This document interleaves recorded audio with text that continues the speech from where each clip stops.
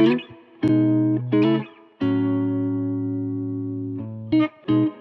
so yeah, so a lot of this collection just stems from my experiences in Iowa and coming from the Midwest. I lived in the suburbs of Chicago, and it's all about like that transitionary period that I think we all go through when you're leaving home and you're headed to a new place, whether near or far, which is that transition period of who am I, who was I, who am I going to be. Yeah, now I still write, not for that publication, I write just for fun, and I also teach at homeschool, so life has changed a lot, but I still am very busy, and so writing finds its way into all the cracks and crevices of daily life.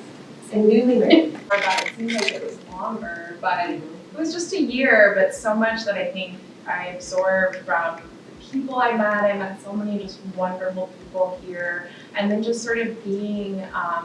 in the middle of the cornfields, the nature, and how that can be peaceful, but also like a little bit threatening, a little bit eerie. And it was also, like Joy was saying, the first time I started teaching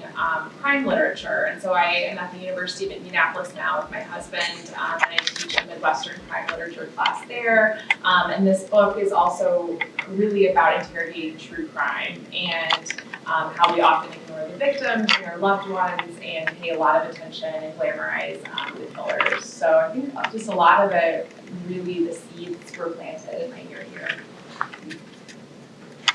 Sure. As far as like being a writer, I did all my negotiating and my final drafts while here when I have a 2-year-old now, so he was born during that process, and so whenever I think about Waldorf, I think about the place that we rented when we first got here, like over by Winnebago on Indian Avenue, and I just think about like arguing with people on the phone at like 2 a.m. with a newborn, like it was my shift in the middle of the night. And I guess like the thing that I learned right off the bat from coming here was how to negotiate,